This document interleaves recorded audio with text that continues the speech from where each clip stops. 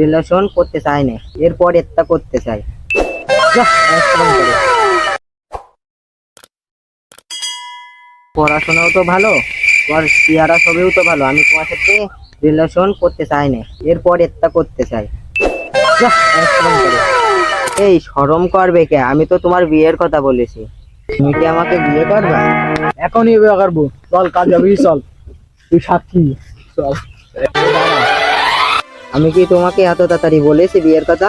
আমার একটা শর্ত আছে, শর্ত রাজি হলে আমি বিয়ে করব।